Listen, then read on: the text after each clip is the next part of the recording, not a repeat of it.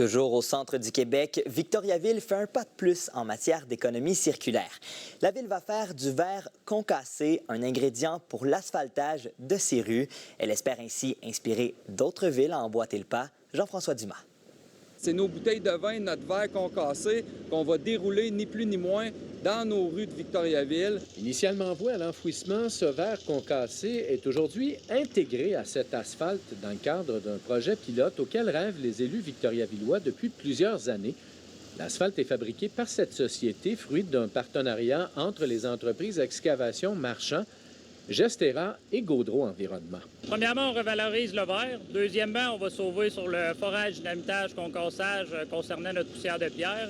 Si on incorpore un 10 de verre dans notre mélange, on va sauver un 10 de poussière de matériaux bruts. 3 rues de la ville, dont celle-ci, seront pavées avec cet asphalte dans la foulée de cette initiative. Une moitié le sera avec l'asphalte comportant du verre et l'autre pas. Une façon de comparer les deux produits. Une avec des véhicules, uniquement des véhicules de tout le monde.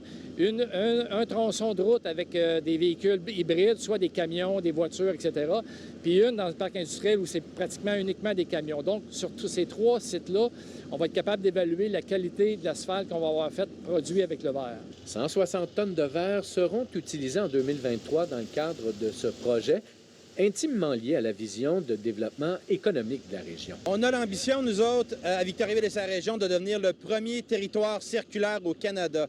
À cette fin-là, ce qu'on fait, c'est qu'on met de l'avant des initiatives telles qu'on voit ce matin avec Bitumeco. Si les résultats s'avèrent concluants, le maire rêve d'une application à grande échelle. Si ça s'avère efficace, bien entendu, on va le faire à plus grande échelle. Puis mon souhait, ultimement, ce serait que partout au Québec, il y ait des routes plus vertes éventuellement. La ville n'est par ailleurs pour l'instant pas en mesure d'affirmer si des économies pourraient être réalisées avec ce procédé à court et moyen terme.